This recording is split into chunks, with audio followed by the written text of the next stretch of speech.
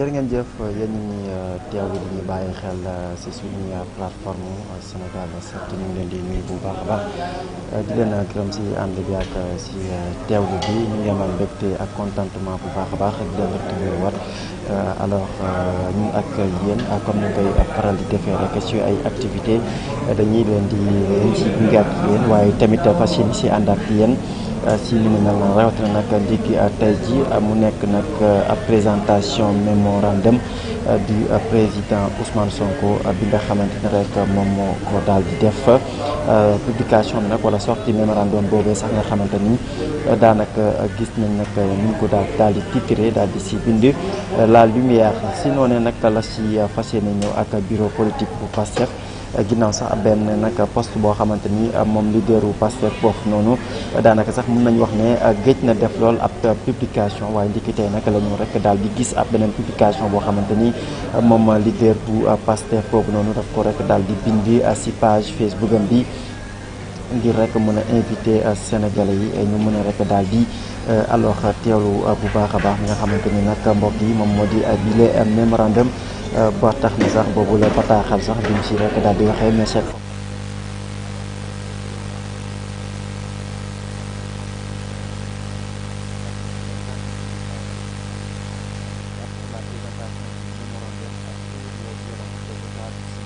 contre les populations. Et ce mémorandum reviendra en détail sur les différents événements avant, pendant et après la décision judiciaire indique du 1er juin 2023. Donc nag mu nekk mémorandum boo xamante ni sur les violences de l'État du Sénégal contre les populations civiles avant, pendant et après la décision judiciaire du 1er juin 2023 comme ni ngeen ko gisee noonu daanaka ci affiche bi nga xamante ni daan nañ koy rek publier jëmale ko nekk ci li nga xamante rek alors moom moo di bile mémorandum. Alors mémorandum bi nag mën nañ ko rek daal di wax na ab benn livre rek bu ñu bind la ci tënk rek ci ay événements yoo xamante ni nag weesu na ko jëmale ko nag ci ay violence yi nga xamante ni gis nañ ko wala nemmeeku nañ ko si nag alentour ci mois de juin bi waaye nag ginnaaw verdict bi nga xamante ni mu nekkoon procès Ousmane Sonko ak Mame Mbaye Niang bi ñu ñëwee sax un peu si contexte bi ak si historique bi nga xamante ni sax moom moo waral boobu le mémorandum ginnaaw nag bi ñu rek daal di koy daanee lu toll si ñaari atu ak kaso yoo xamante ni daf ko war a tëdd boobu le verdict nag si fàttali ni ñu daal di koy jëloon foofee sa tribunal bu Dakar mu nekkoon fanweeri fan donc ak benn wala sax le 1er juin donc bi nga xamante rek moom la ñu weesu loolee nag mu indi woon coow yu bëree bëri ci réew mi ñu nemmeekoon ci aussi partout ay manifestation fii ci diwaanu Dakar waaye tamit bëri na ci ay diwaan yu bëree bëri yoo xamante ni foofee tamit daanaka nemmeeku woon nañ ci ay violence yu bëree bëri jëmale ko nag ci boobulee ëmat loolu nag moom moo def ordre mémorandum bi ndaxte moom kii di leader Pastef bi daal na koy daanaka tënk na ko ci nag introduction livre bi ndax daanaka bi ñu liiree rek li nga xamante ni moom moo di donc bile titre liñ ci rek gis moom mooy donc mbirum violence waaye tamit relatif à cette verdict du 1er juin bi nga xamante ni daanaka moom moo rek daal di entraîner des manifestations yi nga xamante ni gis nañ ci ay conséquences yu bëree bëri yi nga xamante ni am na ko ci réew mi boobu ba léegi également ñu noté ci barricade bi nga xamante ni moom leader bu Pastef daal nañ koy barricadé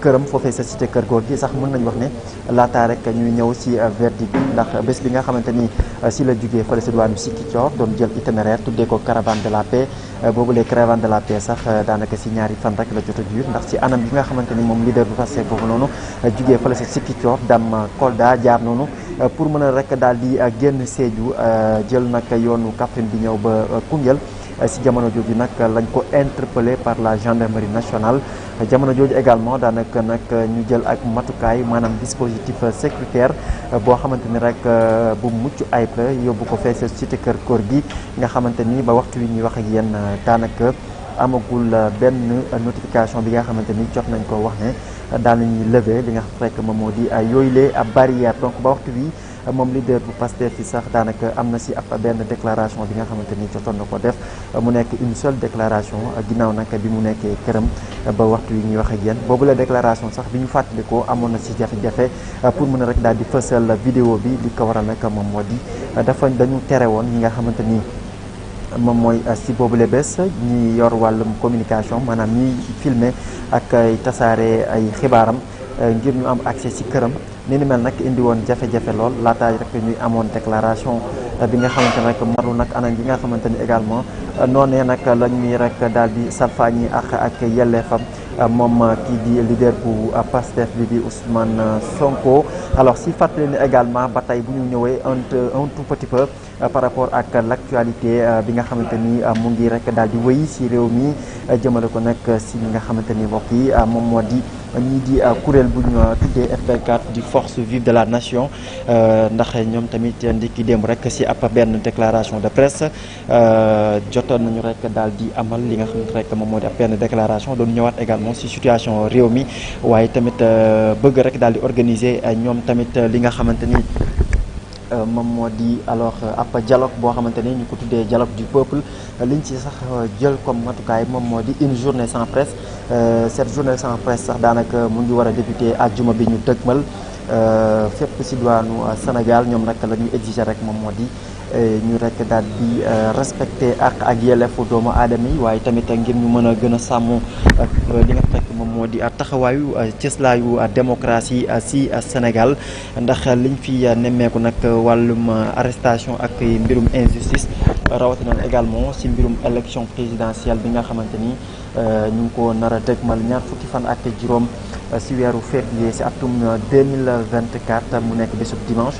ñoom nag liñ ci rek bëgg mooy une élection avec Karim Meïssa Wade une élection également avec Khalifa Ababacar Sall une élection waaye tamit avec le président leader Pastef Ousmane Sonko ñoom nag loolu la ñu jàpp ngir rek ñu mën a amal taxawaayu démocratie bu baax a baax beneen bi mooy également li ñu rek daal di gis mooy ab déclaration boo xamante ni ñi di waa Yewwi Askan Wi àjjuma bi ñu weesu également jot nañu amal ab benn conférence de presse bi nga xamante ni daanaka sax si ab diir bu yaatu yaatu ndax li ñu mën a rek def si jàngat ak seetlu mooy déclaration bi ni mel bëri woon na nag si ay leaders yoo xamante ni teewoon nañ foofu noonu waaye nag si ñàkk teewaayu ak kii di Khalifa Ababacar Sall loolu aussi benn information bi ñuy fàttali la si ñàkk teewaayu la présidente Aïda Mbodj moom tamit teewutoon mais nag gis nañ ci taxawaayu honorable député yi nga xamante ni ñoom tamit mën nañ wax ne jotoon nañu teew si boobule conférence de presse ku si mel ni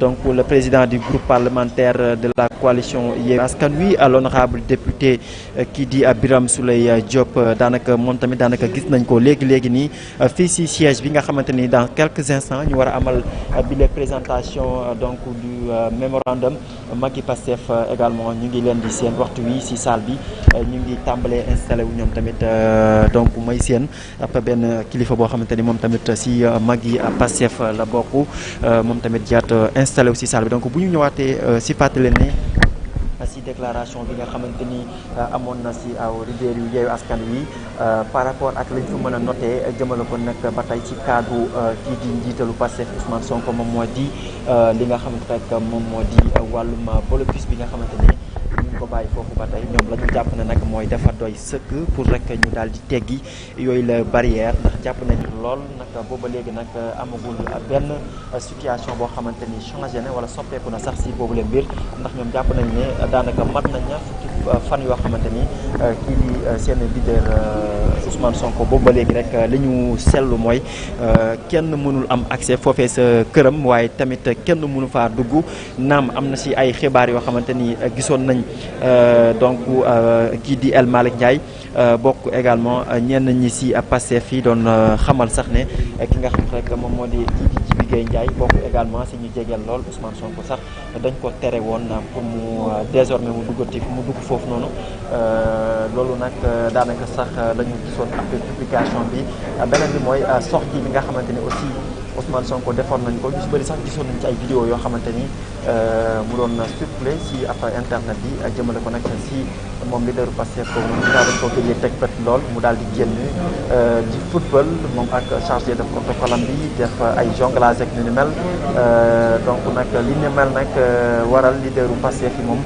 jàpp na ne rek doy na sëkk rek pour ñu daal di bàyyi ci di Ousmane Sonko blocus bi nga xamante ne rek moom lañ ko teg ba waxtu wi leneen li sax moom mooy kii di Maimouna Bousso moom bi mu yëkkatee ay kàddu moom la mu rek daal di jàngat moom mooy tabaski bi moom dafa jot sëkk rek pour ñu bàyyi Ousmane Sonko ndax sénégalais la comme ñëpp mu war a def tabaskem waaye tamit bokk na si ñi ko war a seet ci këram moo xam ay àndandoom ak ay jege ñaalem ba si famem donc ñoom moo tax ñu daal di joxe rek mot d'ordre ne dimanche 25 juin bi la ñu dëgmal fële sa cité Kër Gorgui maanaam tous à la cité Kër Gorgui pour rek manifester à leur solidarité ak ñoom rek moom mooy Ousmane Sonko maanaam ñu dem foofu noonu pour rek daal di manifester pour ñu teggi yooyu les barrières.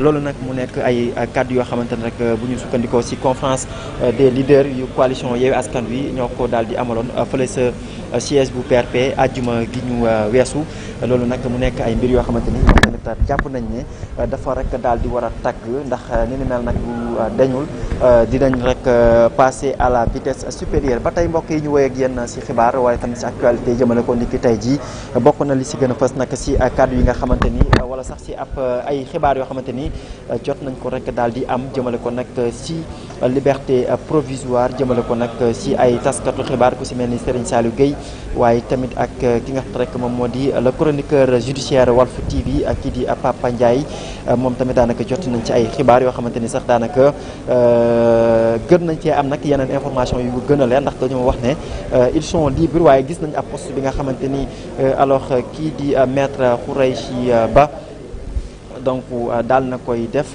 moom nag daanaka indi na si ay leeral yu am solo jëmale ko nag si liberté provisoire si ay client am di kii di Papa Ndiaye bu Walfadjri waaye tamit jëmale ko également si Serigne Saliou Gueye mu nee na Cheikh Khoureychi Ba nee na liberté en téléchargement pour les journalistes Pape Ndiaye Walf et Serigne Saliou Gueye qui sont toujours en détention donc waxtu wi ñuy wax ak yéen li mu war rek daal di wax mooy waxtu wi ñoom ñaar ñëpp ñu ngi en détention mais la mesure de contrôle judiciaire est acté par le juge Mamadou Seck maanaam kii di juge bi 8e cabinet Mamadou Seck mu ngi rek daal di dox pour rek ñu daal di leen may ab contrôle judiciaire boobu les réquisitions sax mu ngi daal di tukkee sur le procureur Abdou Karim Gueye mu nekk le procureur de la République donc loolu mooy réponse bu am solo bi nga xam rek l'avocat Cheikh Khoureychi Ba def na ko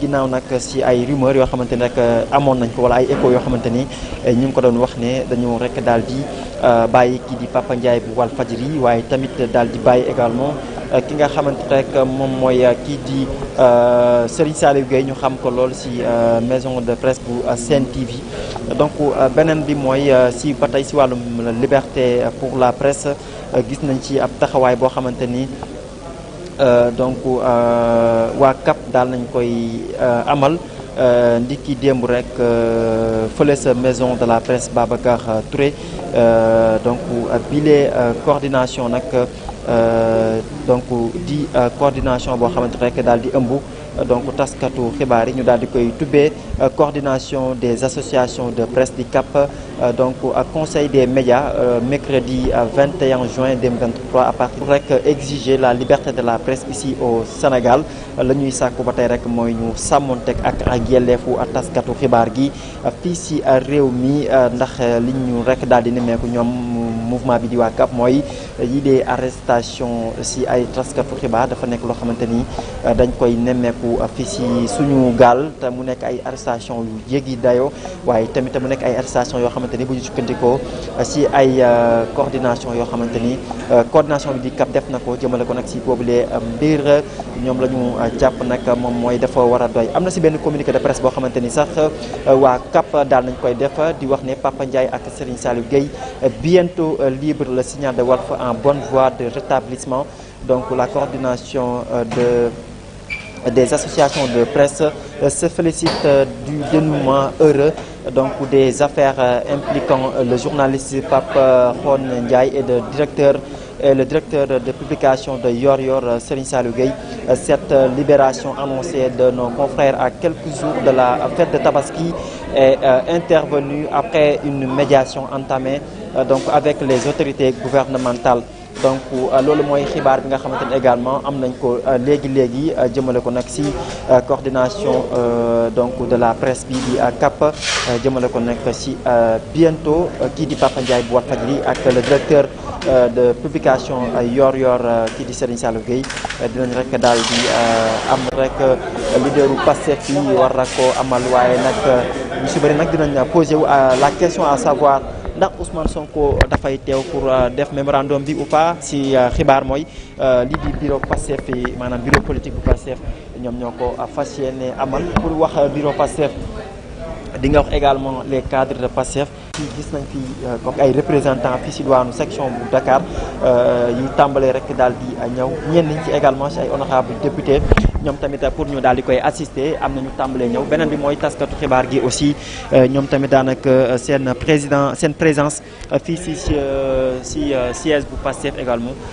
mu nekk présence bu am solo presse nationale comme presse internationale aussi ñu daal di ko fi nemmeeku bu baax a baax jëmale ko nag si donc bile mémorandum bi nag tout à l'heure maa ngi leen ko doon rappelé waat jëmale ko nag si li nga xamante ni rek moom mooy li xewoon si événement mois de juin bi ak arrestation yeeg émeute yeeg ñoom seen nga xamante ni kii di leader bu Pastef yi def ko rek daal di jote bind tënk ko nag si ab téere bu ndaw rek ngir mën ko daal di jébbal sénégalais yi ñu mën ko rek daal di jàng boobu sax téere nga xamante ni donc ñu war see rek daal di koy fësal ndikki tey ji nag si talaata ji ñaar fukki fan si weeru juin su atum 2023 waxtu wi yéen a ngi ànd ak ñun en direct si Sénégal 7 TV ak si yeneen plateforme yoo xamante ni également yéen ñuy teewlu li su mel ni Seneweb TV seneweb.com Senenews Feeling Dakar Jàllale TV donc ñëpp dañuy bàyyi xel également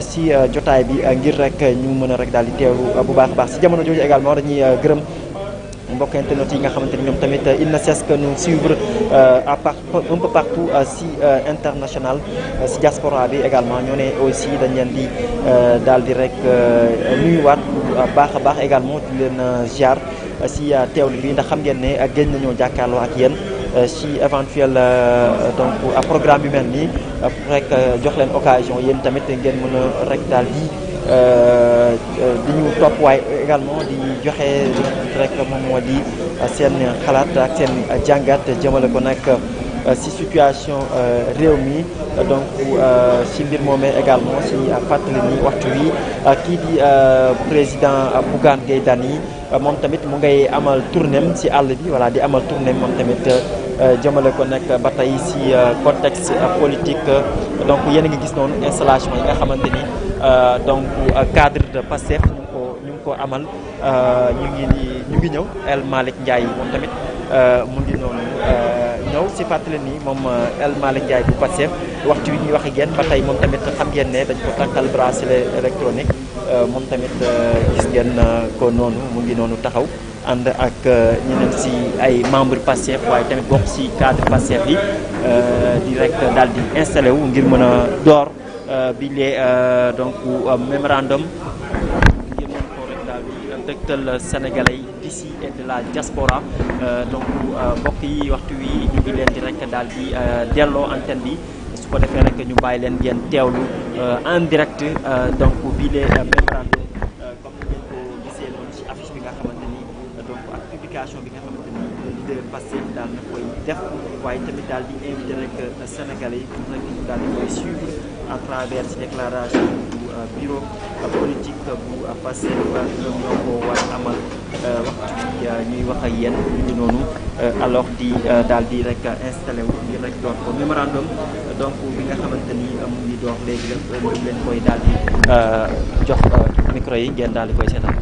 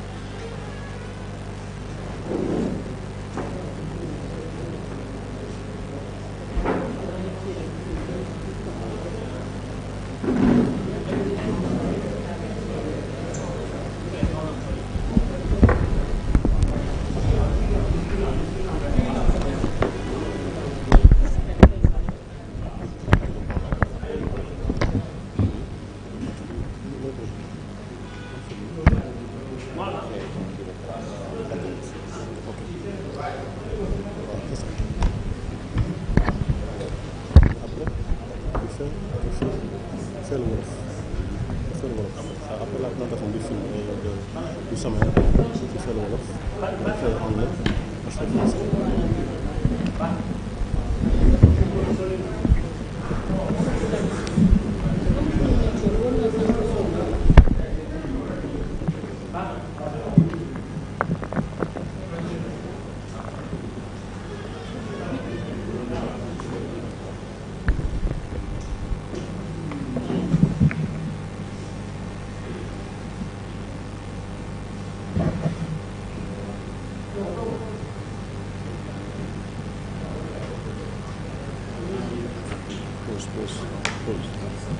On pose.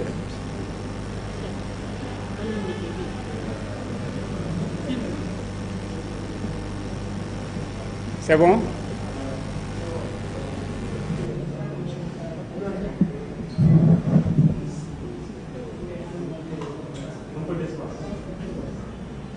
Espace où?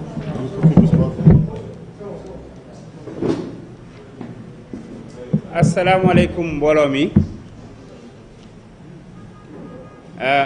Dañu leen woowoon tey ngir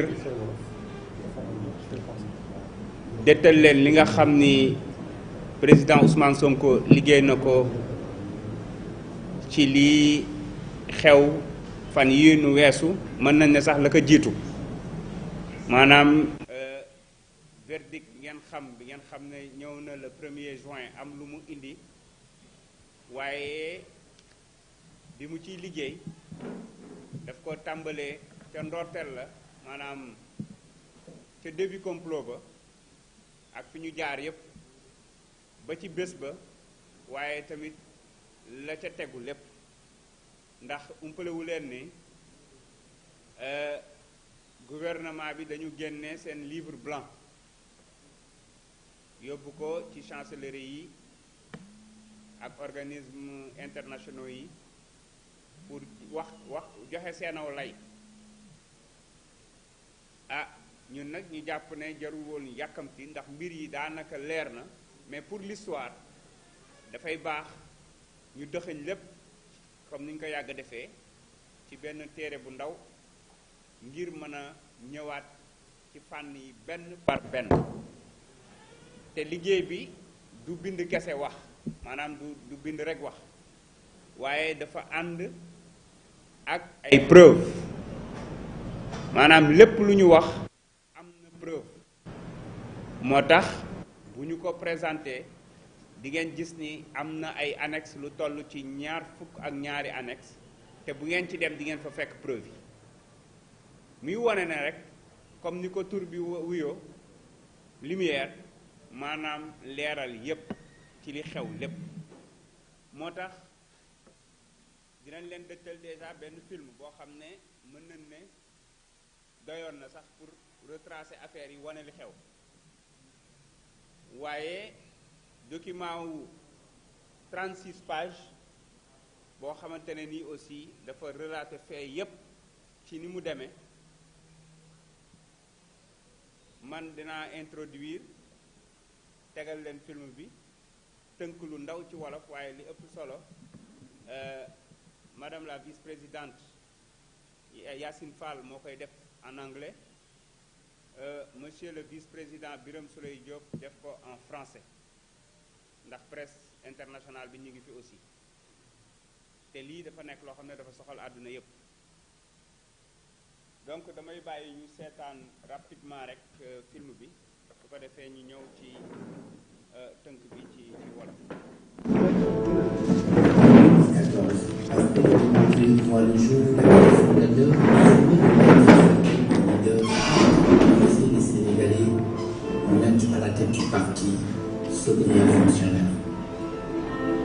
Ousmane Sonko se prononce sur les faits du direct public et prône plus de transparence dans la gestion des fonds publics et de l'argent des contribuables.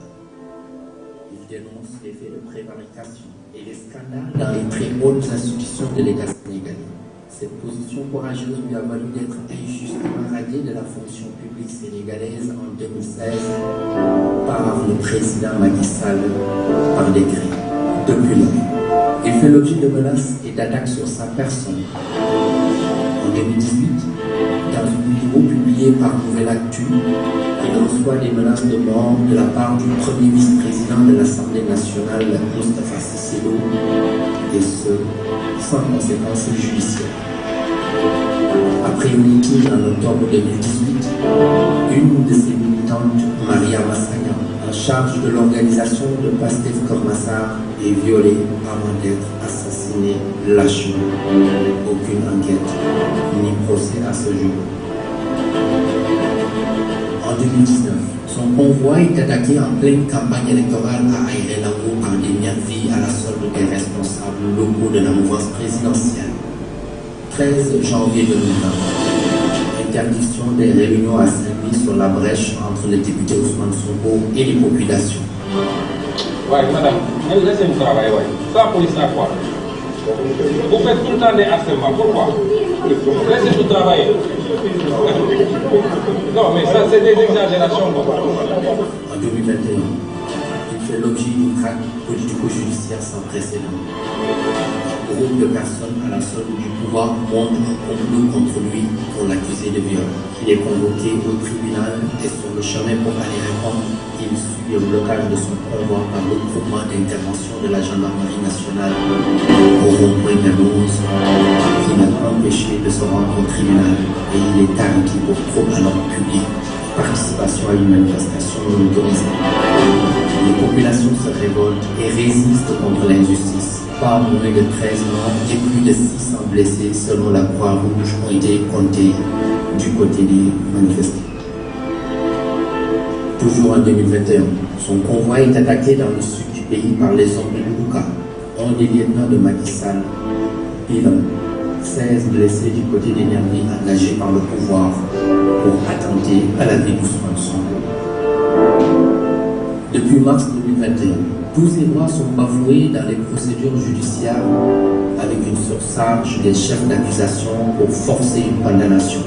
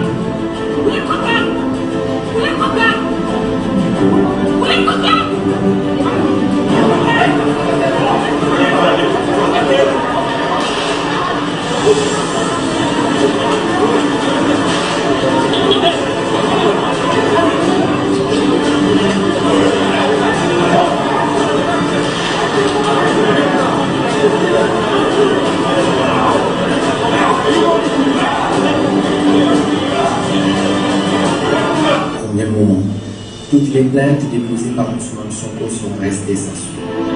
À ce jour, alors que celles contre lui sont diligentées avec une célérité inhabituelle, pour ne pas dire avec un excès de zèle remarquable des meurtres des poursuites.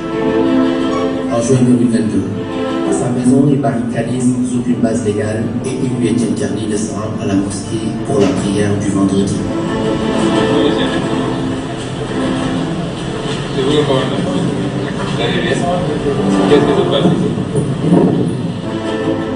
Aussi, la liste des titulaires qui dirigent pour le compte de la coalition Yewwi Askan Wi en vue des élections législatives est éliminée par le pouvoir.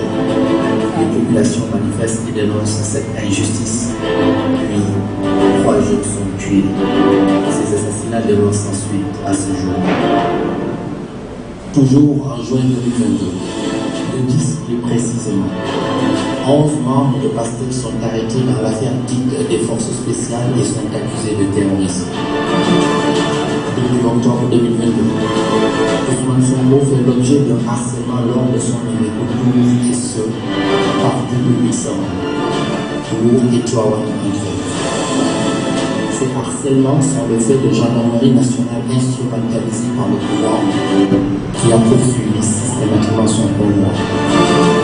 De nombreuses prises d'otages sont notées car le parti fait l'objet d'une traque inouïe, des disparitions inexpliquées et des assassinats sont également notés contre les militants de Pastef. En décembre 2022, Fadilou Keïta, le coordonnateur du Némékoutour, est arrêté pour un délit d'opinion. Le 2 octobre 2022, 17 militants de Pastef sont arrêtés sans motif.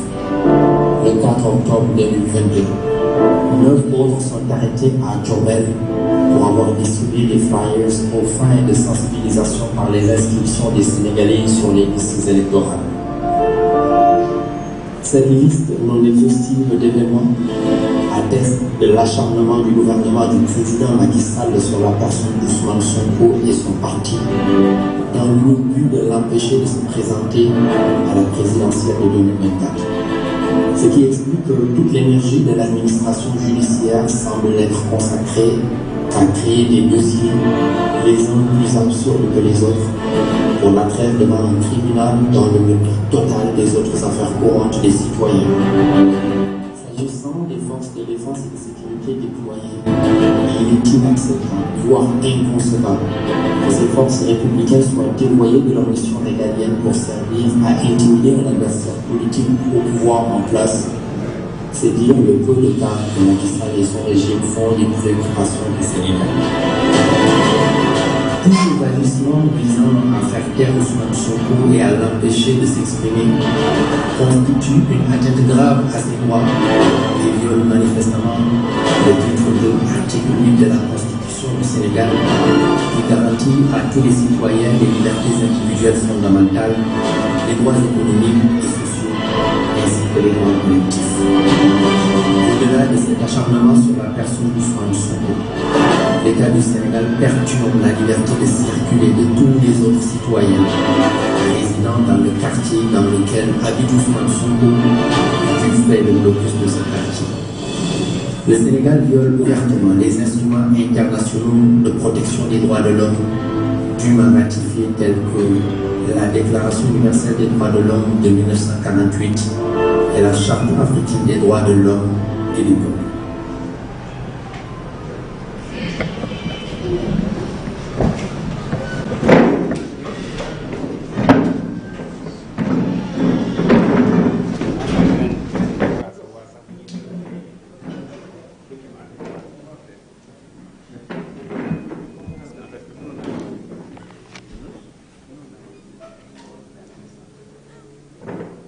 jërë ngeen jëf yaakaar naa ni lii rek dayoon na comme mémorandum visuel nga xam ne ñëpp teg nañ ci seen ay gët ñu xam ne donc li nga xam ne président Ousmane Sonko ak Pastef ñu ngi koy dund du lu bees comme nag léeg-léeg xew-xew yi dañuy bëri tegaloo ba nga xam ni mën na waral ñu fàtte yu bëri mais ku seetaan yaakaar naa film bi di nga xam ni Pastef yàgg nañ ko xoñoñal yàgg nañ ko jéem a teg coono ci lu jiitu lii am na ay parti yoo xam ne sax daanaka dañ ko tëb ndax film ñëpp xam na ne dañ koy tënk 8 minutes mënoo ci def lépp mais li am solo rek mooy dafay baax nit ñi comprendre tey mën a répondre ci benn question kan moo yore violence ak kan la ñuy violenter yaakaar naa ne ku seetaan lii di nga xam ne kenn ci àdduna musul gis Pastef jóg attaqué benn convoi benn responsable lu parti politique wala kenn koo xamante ne nii tey ràññee nañ ko ñu ne Pastef dafa jóg attaqué ko wala dara mësul am wala benn responsable Pastef dafa jóg teg naka su dul noonu ci kenn koo xamante ne nii responsable de l'autre côté la loolu nag li muy wane ne rek xëy na dinañu jéem a dëkkal fu ñu dëkkul waaye li am solo mooy tey wedd gis bokku ci li leer mooy Pastef moom lañ teg coono mbokk yi lii yépp nag président Ousmane Sonko da ko dëxañ ci livre boo xam ne da ko jagleel balaa kenn sénégalais yi parce que comme ni mu ko yàgg a waxee ginnaaw yàlla ak yonente bi peuple bi la jox boppam donc askan wi mooy kiirlaayam lépp loo xam ne aussi ci xeex bi ñu sumb mu ngi ko ciy daj wala Pastef mu ngi ko ciy daj askan wi jar na ko moo tax suy bind askan wi lay njëkk a xalaat mu ni nag dafay baax ngir mbir yi leer mu ñëw dëxëñ ay ponk yoo xam ne mën nañ koo wax ci ñeenti ponk ak i annexe. ponk bi ci njëkk mooy liy waral manifestation massive ak populaire. ponk bi nga xam ne boobu ci biir boobu la ñuy waxee complot politico-judiciaire bi nga xam ne mooy affaire Prodac Mame Mbaye Niang ak affaire Sweet Beauté Adji Sarr waaye tamit traque ak persécution bi nga xam ne ñu ngi koy teg ci askan wi particulièrement ci militant wu ak sympathisant wu Pastef. wax na aussi ci forme ak bilan répression aveugle maanaam xeetu répression wala tëcc yi nga xam ne nguur gi mu ngi koy tëcc askanam ci luñ ko xameewul woon ci Sénégal ak bilan bi mu indi ak affaire milice ak nervi yi dem na ba tey mënatuñoo xam sax ñaata nit ñoo faatu. après nag dafay am solo ndax loolu dafa indi ne Sénégal àdduna bi yëpp ko tëggat te gis ngeen des dizaines de réactions sur le plan international bi nga xam ne lii ay réew la lii ay personnalités yu ñëpp xam la lii ay organismes internationaux la yu daanaka yi ëpp solo Nations Unies ak yu ni mel loolu yëpp nag dañ ko boole indi ay firnde daal di koy teg ci taabal ji laaj ne dañuy def benn enquête internationale boo xam ne ngir li xew yëpp mën a leer yaakaar naa ne ñu bëri ci yéen dégg ngeen di Juan Branco di wax te ñu bëri jàpp ne xëy na bluff la wala dara waaye ñoom jàppuñu ko ndax gis ngeen tiitaange ci ñoom ndax liggéey bu sérieux la te incha allah le 22 à 11h jeudi Juan Branco dina def conférence de presse internationale pour dugg ci biir dossier CPI bi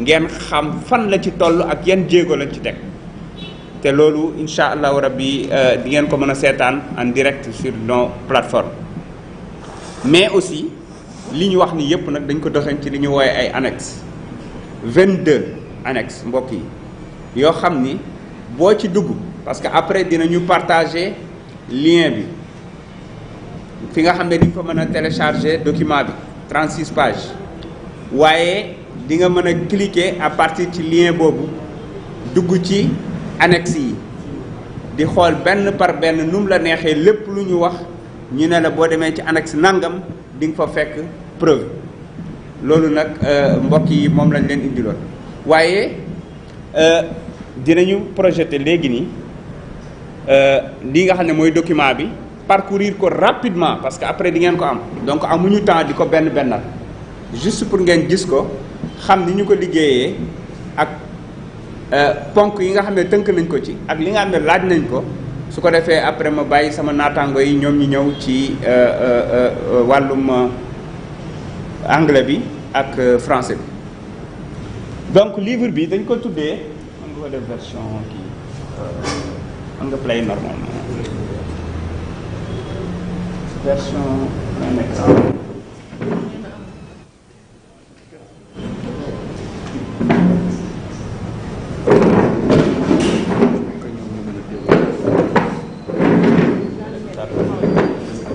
Débranché.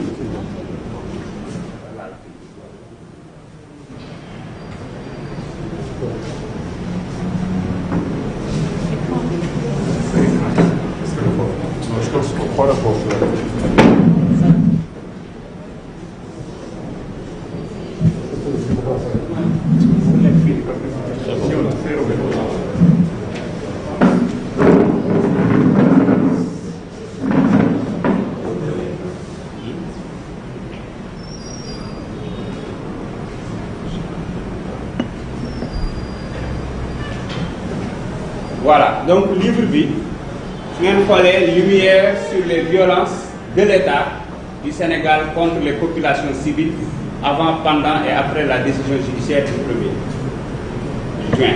Donc maanaam dafay ñëw ci fa yëf yi sosoo mars 2021 ba fii ñu toll tey ak ba ci bés ba sax waaye bi ñu ko weesoo lan moo ci xew ci lay ñëw def ko benn par benn su ko defee ngeen mën ci am mais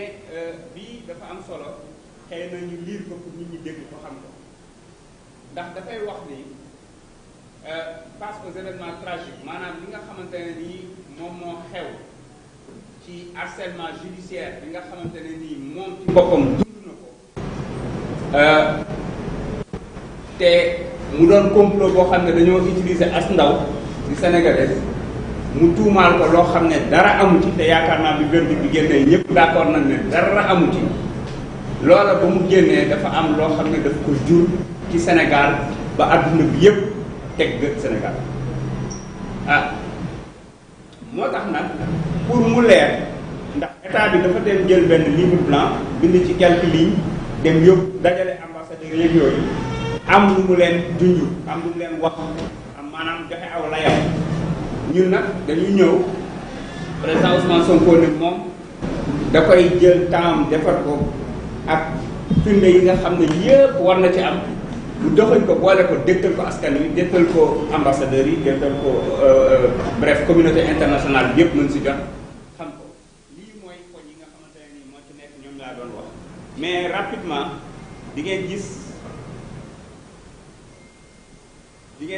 en détail suñ ko parcourir parce que buñ ko naree nekk di ko lire pratiquement bi fi jóge ndax 36 pages la mais pour ngeen xam ne livre bu digeste la boo xam ne lépp lay raconter li xew ci diggante procureur yeeg li xew ci tribunal ba avocat yeeg niñ leen sonalee liñ ko tëjee bàyyiwul benn aspect ak exaction yi nga xam ne dund na ko yëpp waaye beneen bi am solo mooy bi nga xam ne mbokk yi parti bi mu koy dund particulièrement ndax ñi ñuy ray ñëpp ay ndaw lañu yu gëm benn projet jóg taxaw di xeex projet boobu yoruñ dara lu dul xeer ñoo faatu ñaanal leen massawu seen ay njaboot massawu ñi nga xam ne ñoom lañ ci gaañ ñi nga xam ne dañ leen jàpp tëj leen te tey ñu ëpp 665 prisonniers politiques tous pratiquement membres militants ou sympathisants de Pastef loolu mu nekk mbokk yi lu doy waar te di ngeen ci gis même ci parti bi daanaka ñi ñu xam ci ñi ñu gën a ràññee ci parti bi presque ñëpp am lante ñoom yoon te fii su ngeen xoolee di ngeen ko gis ak ñoo xam ne sax nekkuñu forcément responsable ci parti bi parce que mënoo def ñëpp wala dañu nekk journaliste wala dañu nekk en tout cas chroniqueur wala lu ni mel di wax loo xam ne juuyoo naag askan ñoom li ñu bëgg ñoom waa APR même ñooñu sax dañ leen a laaxaale ci yëf yi di jàpp di bàyyi comme ni ngeen ko gisee fii parce que parti boo jàppee secrétaire général jàpp vice président bi mi ngi tout contrôle judiciaire jàpp chargé de communication bi mu ngi ak bracelet jàpp chargé de sécurité bi mu ngi ak bracelet jàpp secrétaire national organisation mi ngi contrôle judiciaire maire responsable Kër Massar nekk maire bi en même temps Fadilou Keita coordonnateur Nemmeeku Tour Serigne Assane Mbacké nga xam ne daf ñu rejoindre bi yàggul nekk Touba dafa def liggéey bu ci ay waxuma la nag soxna yii nga xam ne amul dara loo xam ne mën nañ ko teg seen bopp ndax kii ngeen gis di Abidjan daa yónnee juróom-ñaari junni benn nit ñu ne ko da nga financé terrorisme parce que terrorisme yomb na ci réew tey ma nga ca prison ba ay weer ci koo xam ne musul xam ni loolu soxna si ñuy wooyee Falla Fleur ñëpp gis nañ ko kan moo mën a wax ci Facebook bi lu mu fa def loo xam ne mérito na ñu koy jàpp naan dañ koy tëj juste parce que saa yu bëggee def seen yëpp saa yooyu bokk na ci ñi nga xam ne ñooy tax ñi xam li xew ci tribunal loolu képp lañ ko mere donc bu ñuy lim pratiquement du jeex ñii xam ngeen ne bokkuñu Pastef mais xëy na la ñuy wax arrangé wul nguur gi ñoom ñëpp gis ngeen ci kaso bi am na ñu ci jot a génn am na ñoo xam ne ba léegi ñu ngi ci kaso bi te moo ne waxuñu dara loo xam ne mérito na ñu dugal leen ci kaso te pourtant ñi féetal geneen wàll ba ci bërki Dembo Ndiaye journaliste bu ànd ak ñoom bi wax ne 95 personnes la ñu war a rey 95% population wala 90% excusez-moi buñ dee waree rey ngir préserver 10% yoo xam ne nii bu Sénégal continuer da ko doon weddi mais yaakaar naa ne tegal nañ ko vaar ne njëkkoon na ko wax sax ba mu demee seen TV te booba la gënoon a garaaw ñu ko wax kon moom heure bii waru ko woon fekk ci biti mi wax waxuma laa nag ñii nga xam ne daanaka dara defuñu ko ñii nga xam ne ay activistes lañ tamit dara defuñu ko c'est-à-dire que contre ñàkk a d'accord ak ni nguur gi di doxalee du ma ne sax contre nguur lii nag mënul nëbbu ñii nga xam ne ba tey nañu seeni mbir daf ñoo lënt dara leeruñu si te ñam nanguwuñoo leeral ba léegi te ñoo xam ne dañoo servir Sénégal servir drapeau Sénégal tey mënuñoo wax ci yan anam lañu la ñu disparaître sans na compter nag lu ëpp daanaka juróom benn téeméer ak juróom benn fukk ak juróom yoo xam ne ñii ci kaso yi fees del ñu teg leen foofu te du dara lu ay participation manifestation non autorisée ak yu ni mel donc loolu su ngeen ko xamee di ngeen gis ni mu ko détaillé wax ne du maintien de l'ordre au terrorisme d'État parce que terrorisme bi fi am ñoom ñoo nekk di ko def ci kaw askan wi ñun suñu leen di terroriser xëy na système bi la ñuy terroriser ba nga xamante ne nii ñoom tiit nañu tiitaange boo xam ne àndatuñu ak seen sago mais bu ñuy wax fii def jikkoy terrorisme yor ay armes utiliser ay nervis di dóor ci sa kaw askan yaakaar naa ne xam nañu boor bi mu féete te lii da koo firnde donc lii quelques données la maanaam 30% yi nga xamante ne nii décès enregistrés dont 4 non identifiés plus de 80% des victimes sont tuées par balle am na sax ay certificats de genre de mort yoo xamante ne nii di ngeen ko gis ci firnde yi 157 blessés te dama leen koy wax Sénégal Pastef mars 2021 ba léegi lépp loo xam ne ci wàllum bokk naa ci wàllum fundraising ci wàllum jaay bracelet lépp lu mën a indil parti bi xaalis dañ ko delloowaat ci askan wi xam ngeen lu tax te loolu ku ci def gëstu bu ndaw bi ko xam parce que dañu am équipe boo xam ne loolu rek lay def prisonniers toppatoo ñëpp ñu jëlee leen avocat sans exception avocats yi font le tour des régions les blessés ñu jël leen en charge opération ak lu ci mën di nekk lépp loo xam ne askan wi jox nañ ko delloowaat nañ ko parce que état mën fu cee def dara mars 2021 ba léegi loolu donc day baax ñi xam ko te askan wi xam ne ñun xaalis bi nga xam ne ñoom ñi ngi koy dugal di ko participer nekkul loo xam ne pour ñun la waaye pour ñoom la moo tax saa yu ñu ko soxlaa ñu delloowaat leen ko donc yaakaar naa loolu dafay am solo ngir nag bañ a guddal cas de torture yooyu yëpp ñëw na ci di ngeen gis benn dossier boo xam ne ay torture rek la koo xam ne xëy na yenn image yi mën na laa sonal boo ci duggee di nga ko gis ay image yu doy waar yoo xam ne mënoo gëm ne Sénégal la xewee donc mbokk yi dama koy daal di tënk foofu rek bàyyi soxna Yacine Fall mu ñëw ci version anglaise bi après Birame Souleye dina ñëw ci version française bi ensuite dina am yenn point yoo xam ne dina ko soulever lu mel ni lu jëm ci wàllu conférence de presse bi wàllu rassemblement bi war a am fële ca cour de la cour pénale internationale waaye tamit rassemblement bi nga xam ne waa Yewwi Askan Wi war nañ ko organiser ak les différents points yi nga xam ne moom la ñuy exiger pour que Macky Sall def ko ngir réew mi mën a dem ci jàmm bu fekkente ne réew mi bëgg na réew mi nekk ci jàmm donc ñu ngi leen di sant di leen gërëm jërë ngeen jëf.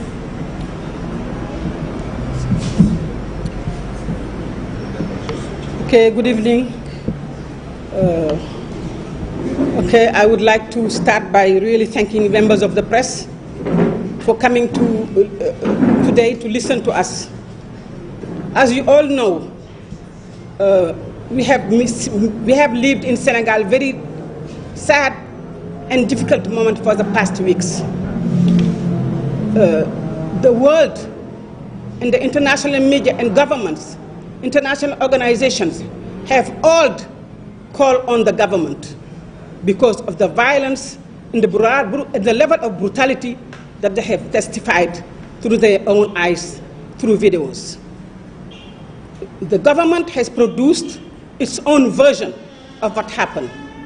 Of course, a very shady version, a very fake version, without any truth of what happened. Lots of contradiction, even mistakes in the way they were writing, because they were rushing. President Ousmane Sonko decided that he was going to put into paper, in his own words, how himself and his political party have been harassed, brutalized, and members of the party and Senegalese citizens killed. He wanted to explain why Senegal had to come to this. what happened in our country. For years, many people who are living now under 20 years old cannot recognize the country because this is like we are living in another country. So he wanted to really put on paper and video so that for the history and for the Senegalese people and the all international community can know that exactly what happened. And this was done through facts, evidence. Everything that has been put down in this document is based by facts and by proof on video and statistics. So I would just like to summarize exactly what happened because it is important. You will receive the document in English and in Arabic and in French, but it was important for us to come today and just summarize what happened. We wanted to just go back to really what were the reasons for the Senegalese people to stand up as one person and resist this regime. Many people who came out were not members of our party. They were Senegalese citizens, young people who really were upset and angry against the level of injustices that is being put on an opponent. Now, this is not the first time that it is happening, that President Macky Sall is really making sure that his opponent is put in a situation of not being able to campaign and be a candidate. But this time around, it really went to a very high, a new level, because there was no ground for accusation. So he used the justice system, two things, to really ensure that he could use the justice system, weaponize it against his opponent. He also used one weapon that was that needs to be remembered, change the voting law so that any candidate should be a voter before it can be a candidate. And in that, if you're condemned by the smallest verdict, you cannot be running for, and that is really what happened in Senegal. So what we are saying is that first of all, during the election, legislative election, they made sure that they remove Pastef's candidacy, the candidates that were put down by, so the President Ousmane Sonko cannot be member of parliament. That was for them to open the door for now coming into all these cases. The case of Mr. Mame Mbaye Niang that you saw, that was spearheaded by the government, but that was really in a speed that we have never seen before. And the case of the lady Adji Sarr, who has accused him of rape and also accusation to kill her. And the verdict was clear. The verdict was crystal clear. There was no rape and there was not attempt to harm or to kill. Now, they come with another verdict that trying to prevent him from running for election. And this is why people came out.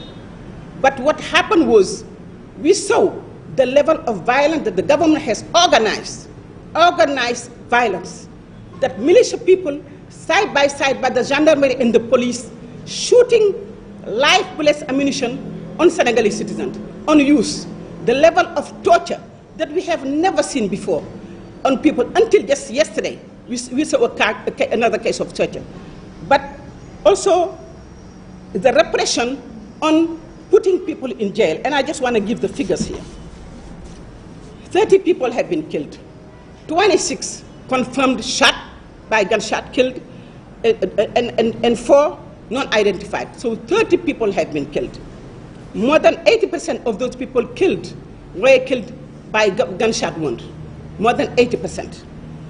157 people have been wounded. And among those wounded, 15 of them have been wounded by gunshot wound.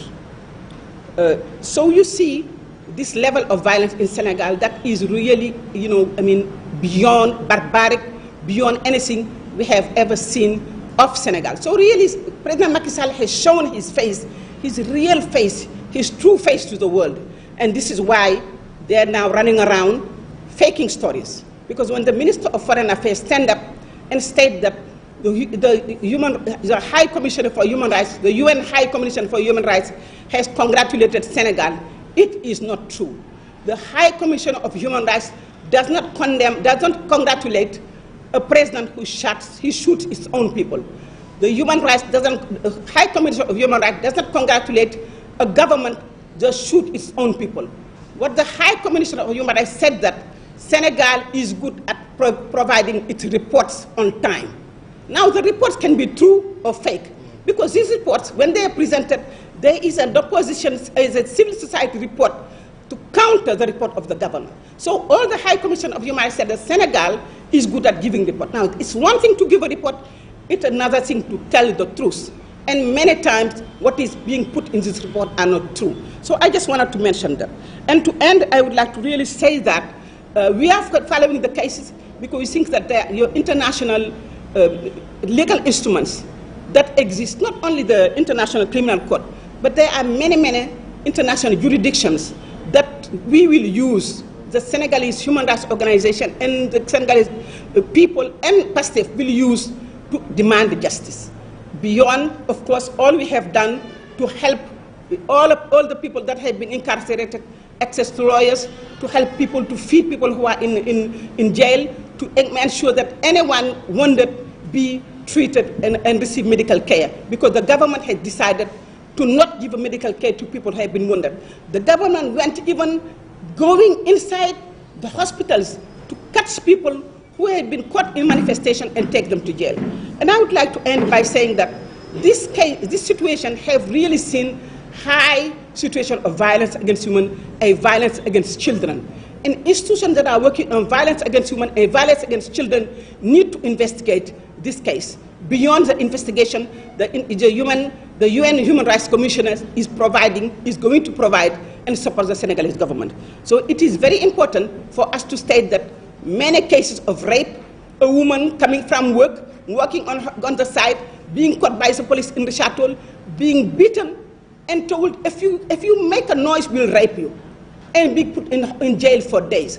So several cases of violence against a government who's pretending that they're defending one woman. So we really would like to say that we are inviting the international community, we're inviting the Senegalese people to follow the press conference of our lawyer, Juan Branco, who is preparing a very important dossier to be taken to the International Criminal Court.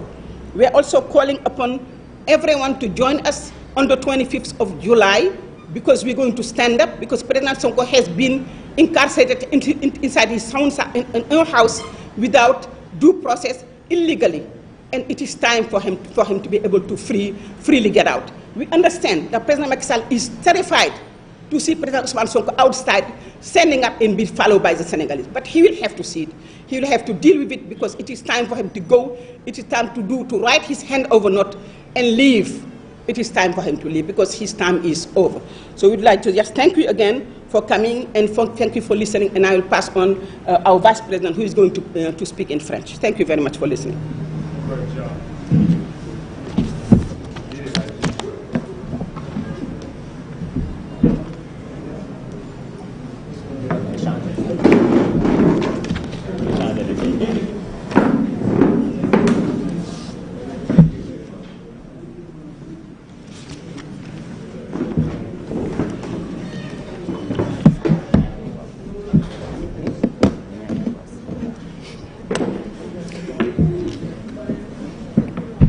Thank you, Sokhna Yacine.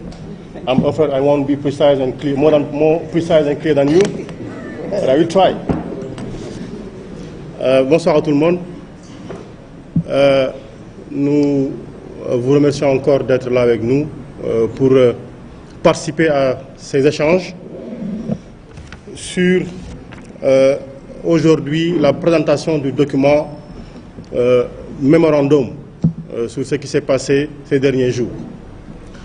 Nous avons vu le gouvernement, je dis bien le gouvernement, avec l'ensemble de ses administrations, de ses compétences, de ses renseignements, de ses moyens en hommes, en intellect, en production intellectuelle et en documentation, produire un mémorandum, un livre blanc, disons, sur ce qui s'est passé entre le 1er et le 3 juin 2023. Donc le gouvernement vous a produit, ou plutôt a produit pour la consommation étrangère, un document de 5 pages. Un document de 5 pages qui n'est qu'un document accusatoire contre le candidat Ousmane Sonko et contre les militants de PASTEF.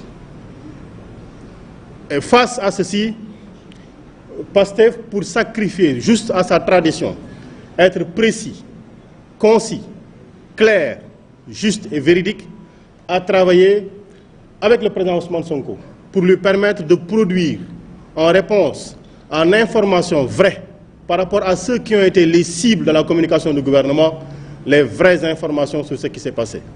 Et nous choisissons le moyen du contradictoire parce que nous remettons entre vos mains et entre les mains des organisations internationales au Sénégal tous les éléments documentaires, de documentation pour leur permettre de dire que nous avons dit vrai ou de constater que nous avons été faux. Ce que le gouvernement n'a pas choisi de faire. Et je m'en vais directement lire, vous me le permettrez, donc citer in extenso le président Ousmane Sonko. Face aux événements tragiques qui ont suivi, le harcèlement judiciaire et la décision dont j'ai été l'objet dans l'affaire m'ayant opposé à une citoyenne sénégalaise qui m'a injustement accusé de viol et de menace de mort par arme à feu, je voudrais porter à l'attention de l'opinion nationale et internationale ma part de vérité. Ce texte, accompagné d'annexes, est un récit documenté. Il apporte une réponse aux allégations non documentées du gouvernement du Sénégal, me présentant comme étant le responsable des événements tragiques qui se sont récemment produits au Sénégal.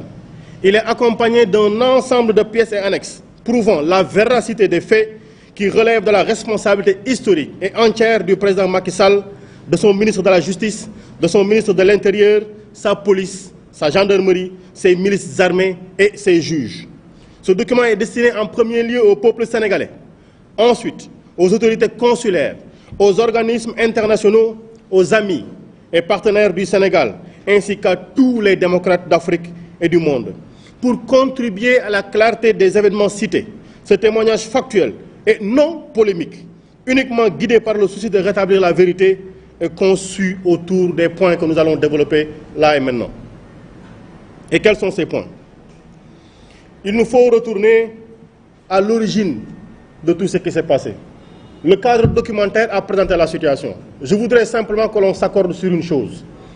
La notion de violence exprime l'exercice d'une contrainte, d'un assujettissement par la violence même, donc par la contrainte, qu'elle soit une contrainte physique ou morale, en tout cas pour enlever le libre arbitre, pour contraindre une personne à faire ou à ne pas faire quelque chose dont elle aurait la liberté de faire ou de ne pas faire. Voici en substance la définition qu'on peut donner de la violence. Mais quand on regarde toujours le cadre de la violence, il y a toujours un brimeur, un bully. That's true. Il y a toujours un brimeur, donc quelqu'un qui exerce la violence. Il y a des faits de violence et il y a la victime. Et les faits de violence sont toujours constatés sur la victime. Je dis bien, les faits de violence sont toujours constatés sur la victime. Et depuis 2021, et depuis même l'histoire de la radiation d'Ousmane Sonko, faites l'historique des victimes. Faites bon sang l'historique des victimes, vous ne verrez autre personne que militants de PASTEF ou de l'opposition. Parce que les sièges qui sont attaqués depuis 2016, c'est un acte de violence. C'est contre le siège de PASTEF. C'est parce qu'on a été victime. Mariam Sagna qui a été tuée, c'est une militante de PASTEF. C'est une violence. C'est contre un militant de PASTEF. Faites la situation de tous ceux qui sont en prison pour opinion politique, pour militantisme à PASTEF, dans PASTEF. Faites-le. Ceux qui ont été torturés, ceux qui sont morts, ceux qui ont eu des blessures, à la majorité, à 99,99%, sont des militants d'un seul parti. Il y a simplement une conclusion à en tirer. Ou bien, c'est les victimes, ou bien, celui qui a fait la riposte a riposté de manière absolument violente contre une personne, un citoyen sénégalais. Et tout ce qu'ils disent, c'est la violence, la violence, la violence. Mais les victimes de violence, on les connaît aujourd'hui. Ils ont des noms, ils ont des visages, ils ont des balafres, ils ont des sacrifices qu'ils subissent. Ils sont en prison, ils ne sont pas avec leur famille. Et tout ce bon monde-là, se trouve dans un seul bord. Donc le cadre de la violence que les gens subissent, il est manifeste, il est clair. Et je rappelle à notre attention à tous que depuis 2016, on connaît toutes ces personnes-là qui ont appelé d'abord à la radiation de Ousmane Sonko. C'est des gens qui sont en train aujourd'hui de faire les plateaux. Ce sont ces mêmes personnes-là qui ont appelé au meurtre sur Ousmane Sonko. Depuis 2018, jamais un juge ne s'est autosaisi. Jamais on ne s'est offusqué de cette situation-ci. Et combien on peut les décompter, ont appelé au meurtre sur Ousmane Sonko ou sur les militants de PASTEF. Donc voilà le cadre un peu qui est posé. Et on oublie tout cela pour dire, donc, voilà les terroristes. En tout cas, nous subissons une terreur dans nos métiers. Et parfois même, simplement parce que vous êtes juste dans les entreprises. Je dis dans les entreprises privées, simplement parce que vous êtes juste, simplement parce que vous contestez, on vous dit vous êtes de Pastef. C'est de notoriété publique aujourd'hui. C'est de notoriété publique. Je suis bien fier, moi, d'appartenir à Pastef. Et retournons donc au schéma du mémorandum, les raisons de ces manifestations-ci. Et je parlerai juste de l'histoire absolument récente de février et de mars 2021. Une dame accuse M. Sonko de viol avec l'utilisation de 2 armes à feu. On a vu tout le gouvernement être sur les plateaux. On a vu partout, toutes les autorités politiques du parti au pouvoir se prononcer sur le sujet. Et comme nous disions, ils ont déroulé le procès avant le juge. Comme si c'était pour indiquer la voie à suivre. Pendant 2 ans, 13 morts, des centaines de détenus, plusieurs blessés, mais aucune réponse. On reprend cette histoire-là, malgré une enquête claire, malgré des témoignages précis et clairs, malgré l'absence de preuves, malgré tout ceci, on choisit d'amener cette affaire-là sur la place publique. Et aujourd'hui, c'est le juge qui dit, mais voilà, il n'y a pas eu tout ce tintamarre-là, c'était du faux et de l'absolument faux. Et il veut nous faire, le ministre de la Justice, faire comprendre qu'il y a une distinction à faire entre une disqualification des faits, hein, etc. En tout état de cause. Voilà le constat qu'il y a eu. Et le peuple sénégalais, au nom de qui est rendue la justice, a pris le parti de dire « je défends la justice ». On en est arrivé à la même situation. Quand, parce que sur des débats politiques, un homme politique a dit « j'ai été diffamé ». Mais combien de fois Ousmane Sonko a été diffamé? Combien il a été accusé? Il a déposé 7 plaintes dans ce pays-ci, dans les tribunaux du Sénégal. 7 plaintes. Vous n'avez jamais entendu un juge appeler quelqu'un pour qu'il réponde aux plaintes de Ousmane Sonko. Aussi bien contre Bassirou Gueye que les autres. S'il y a une justice pour le pouvoir et contre Ousmane Sonko, et s'il n'y a jamais de justice pour Ousmane Sonko, il faut qu'on le dise, qu'on sache que nous sommes dans le royaume de Macky Sall. Et au-delà même d'Ousmane Sonko, nous l'avons dit tout à l'heure, il y a une traque absolue, un matraquage absolu contre toutes les voix discordantes. Et ça a commencé par le parti Pastef. Mais pendant longtemps, Ousmane Sonko a alerté. Il a toujours dit, ne pensez pas que ce qui est en train de s'abattre sur Pastef, cette violence d'État qui est en train de s'abattre sur Pastef, est strictement réservée à Pastef. Parce que demain, quand il y aura une voix discordante, demain quand vous serez touché, demain quand vous voudrez donner votre avis, on va vous appliquer les mêmes règles que nous sommes en train d'appliquer à Pastef. Et aujourd'hui, on a fini d'en avoir les preuves, on a fini d'en avoir la matérialisation exacte, parce qu'au-delà de Bassirou Diomaye Faye, de El Malick Ndiaye, M. Bracelet, de Waly Bodian, de Abbas Fall, Bilal Diatta, Fadilou Keita, Serigne Assane Mbacké, Amidia et autres, Babacar Ndiaye, le responsable des jeunes, et tout ce beau monde-là, il y a aujourd'hui d'autres personnes qui ne sont pas militants de Pastef. Et simplement parce que ces personnes-là ont voulu donner un propos contradictoire, un propos objectif sur la situation que nous vivons au Sénégal. Pape Alé Niang, Serigne Saliou Gueye, Papa Ndiaye, Babacar Touré, Oustaz Assane Seck.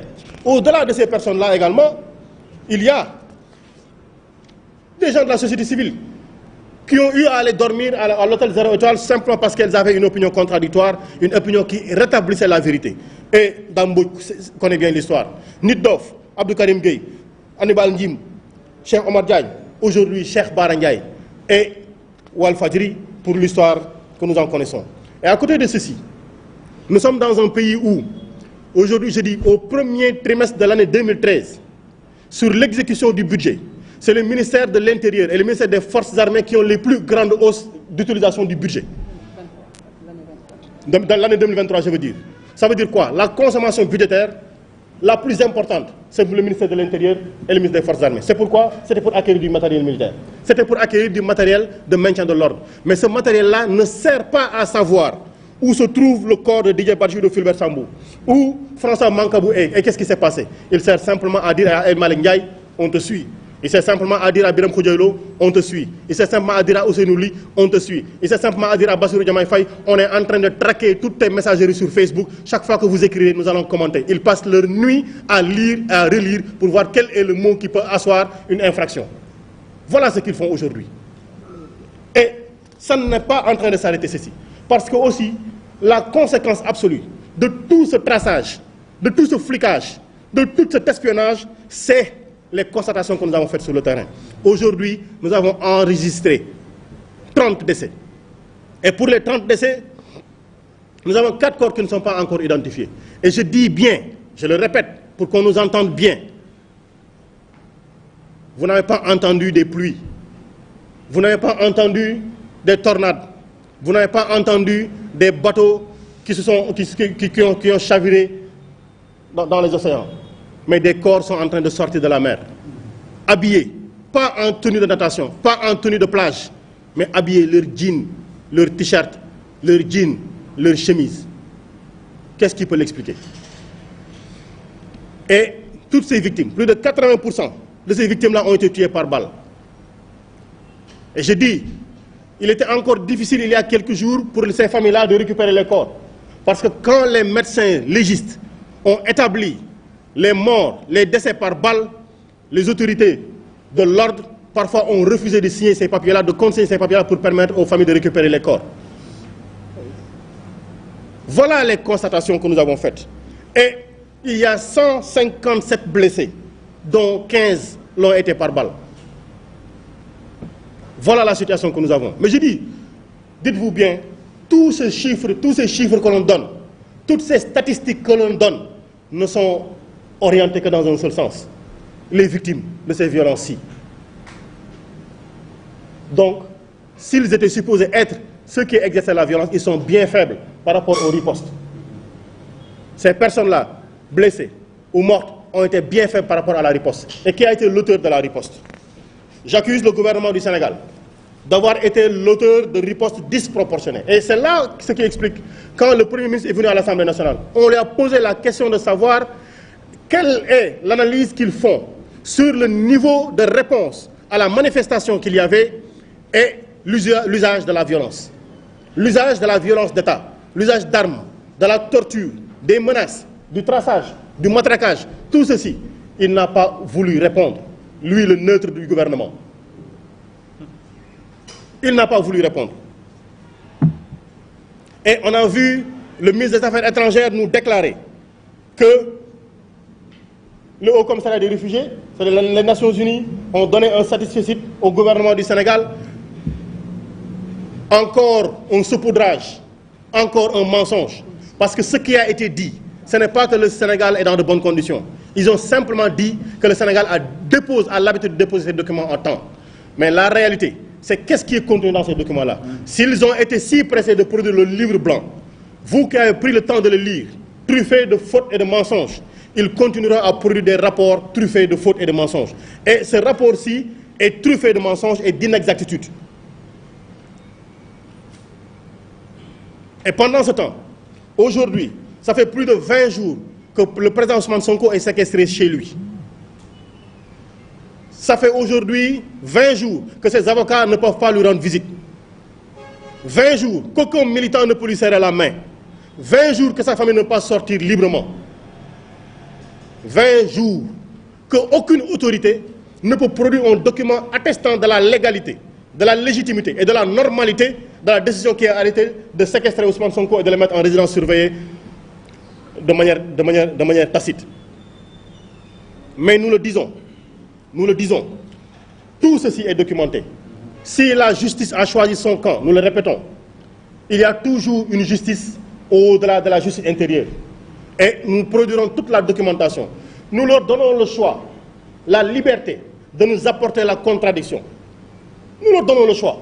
Ils ont leurs informations, ils ont leurs officines, ils ont leurs Israéliens, ils ont leurs milices, etc. Nous leur donnons la latitude de nous apporter la contradiction, mais qu'ils sachent que nous irons à la Cour pénale internationale et tout ce que nous allons dire sera documenté. Qu'ils continuent à nous mettre en prison. qu'il continue à nous tirer dessus. Et qu'il le sache aussi, quand on appellera à manifester dans 2 jours, parce que, je dis bien, le 25 juin, il y a eu appel à une manifestation, qu'il soit prêt à gazer encore les militants et les citoyens épris de justice, qu'il soit prêt encore à tirer à balles réelles sur la population, mais qu'il sache également que tout ceci sera documenté, à moins qu'ils ne commencent à enterrer les cadavres dans les rues pour éviter qu'on les voie. Et ils en sont capables. Je dis bien, ce jeudi 23 juin, à 11 h à Paris, il y a cette présentation de la phase opérationnelle de la saisine des juridictions internationales contre la répression sanglante. Le 23 juin, un important rassemblement se tiendra par la diaspora sénégalaise et toute la diaspora encore y est invitée devant le parvis de la Haye, la cour de la Haye. Et je dis, nous appelons encore l'ensemble des citoyens sénégalais épris de justice contre les barrières de la honte à venir dire nous voulons enlever ces barrières, nous allons les enlever en attendant que l'autorité qui a signé, qui interdit que l'on rende compte, que l'on aille voir Ousmane Sonko, tombe le masque et se dénonce lui-même. Et se dénonce elle-même. C'était en résumé ce que nous voulions vous dire, les propos que nous voulions partager avec vous, en vous disant bien entendu que aujourd'hui, la répression de Macky Sall a un visage. Parce qu'ils sont passés de maintien de l'ordre au crime d'État. Et on le sait, nous l'avons dit, et nous n'allons jamais cesser de le répéter. Ils ont acheté énormément d'armes, ils ont voulu nous le montrer au 4 avril. Énormément d'armes. Et ils nous disent que des terroristes sont entrés au Sénégal. En nous disant que des terroristes sont entrés au Sénégal, ils sont en train de nous dire que l'armée a démissionné. Parce que l'armée fait la police des frontières. Donc ils sont en train de nous dire que l'armée est incapable de protéger nos territoires. À partir du moment où le gouvernement officiellement nous dit que l'armée ne peut plus nous protéger, nous avons toutes les raisons d'être inquiets parce que le gouvernement vient d'acheter énormément d'armes et nous dit je ne peux pas assurer votre sécurité parce que des étrangers sont entrés ici avec des armes. Le gouvernement du Sénégal est en train de dire que les douanes sénégalaises sont incapables de faire leur travail parce que des étrangers sont en train de faire rentrer au Sénégal ici des armes.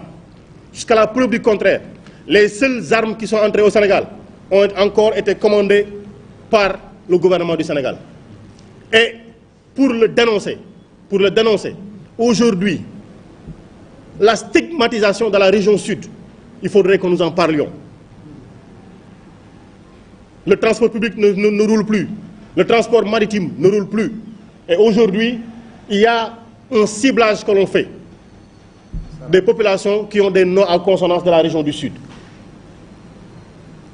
Mais ça, le dire, c'est juste être redondant parce que l'ancien vice-président de l'Assemblée nationale avait déclaré que la Casamance, que les populations de la Casamance étaient des rebelles.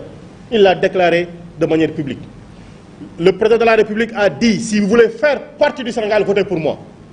Si cela n'a pas de signification, allons-y réfléchir sur quelle compréhension il devrait faire. Et il faudrait en avoir. Et aujourd'hui, ce qui est en train de se passer n'est que la matérialisation physique et objective aujourd'hui d'une pensée qu'ils ont sur la région sud. Je sonne l'alerte pour dire le territoire du Sénégal, il est un et indivisible. Le peuple sénégalais, dans sa devise, c'est la commune volonté de vivre ensemble. Et cette commune volonté de vivre ensemble fait qu'il n'y a pas de Diallo, il n'y a pas de Badji, nous sommes tous frères. Il n'y a pas de Cissé, il n'y a pas de Ngom, nous sommes tous sœurs. Voici l'alerte que nous voulions sonner à la fin de notre propos.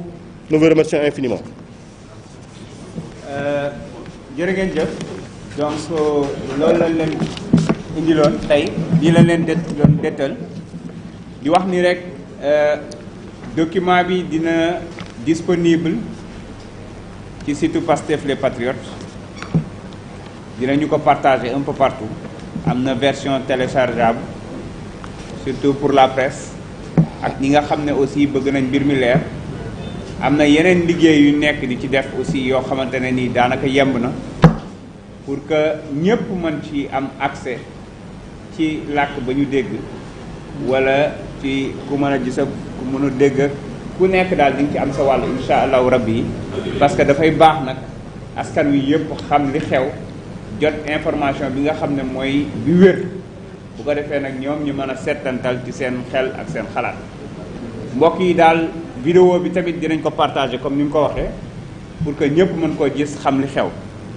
li nga xam ne moom la ñuy daaneele mooy li mën a indi jàmm ci réew mi ñëpp xam nañ ko ñemee wax a fi nekk wala ragal a wax mais ñëpp xam nañ ne président Macky Sall bu lever blocus su cité Kër Góor gi libérer les 665 prisonniers politiques teg ci ne bokkuma ci élection yi dinaa organiser élection yu leer walbatiku ne ñi war a bokk ñëpp ñi ngeen xam ne gis na rawatina ay ñoom ñi nga xam ne ñi ngi leen di jéem a toppee ay dossiers judiciaires pour jéem leen a xañ ñi bokk mu teg lépp ci suuf bàyyi askan wi tànnal seen bopp su ko defee ñi xam ne Sénégal réewum jàmm la te réewum jàmm la mës a nekk waaye leneen lu mu fi jéem lu fi xew moom mooy gàddu responsabilité bi parce que askan wi du ko nangu ñu ngi leen sant di leen gërëm su dee am ngeen ay question nag mën nañ ko jël rapidement sinon mën nañ leen libérer je pense que c'était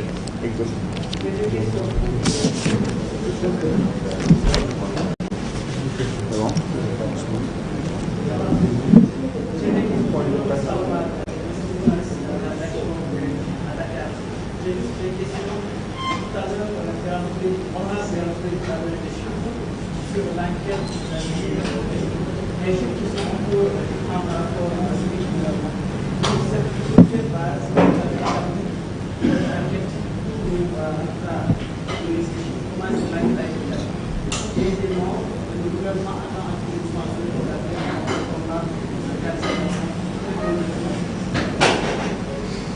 Bon, alors, je pense avoir été très précis dans mon propos.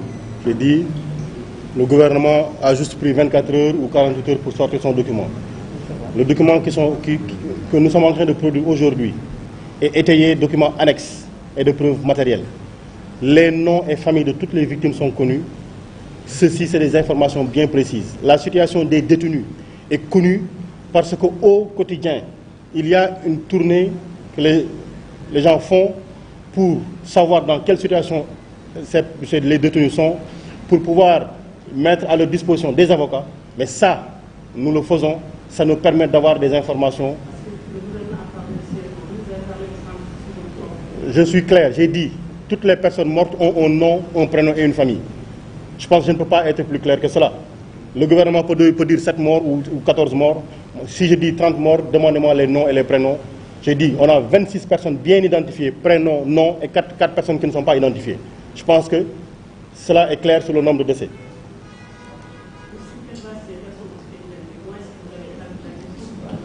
Bon. On a nos équipes qui travaillent sur ça. On est un parti. Les rapports d'autopsie, tous ces éléments sont là. En tout cas, de la documentation sera produite. Ce que nous disons là, pour aller au tribunal, devant un juge impartial qui mettra au banc, ou bien nous-mêmes, ou bien le gouvernement du Sénégal, va en apprécier pour voir qui a dit vrai ou qui a dit faux. Premier élément. Il faut juste rajouter que l'amnistie a donné 23, déjà, plus que le gouvernement. Je pense que c'est assez clair. Le gouvernement ne nous a pas donné de nom. Comme d'habitude, il triche sur des chiffres. Nous, on a donné une liste de noms, de 26 noms. Ensuite, 4 non identifiés. Et ça, c'est ce qu'on sait, parce que ça, on va continuer les recherches et les investigations vont continuer. Et ce n'est pas seulement des noms qu'on a donnés. On a donné les noms, on a donné les personnes là où ils ont été tués, l'endroit, le jour et les conditions dans lesquelles les personnes sont mortes. Donc, je pense que ce sont des faits vérifiables. C'est ça qu'on appelle vérification active. Ah oui, d'accord. Donc voilà, je pense que c'est bon. Hein? Merci beaucoup. Félicitations à vous tous, ça a été très bien.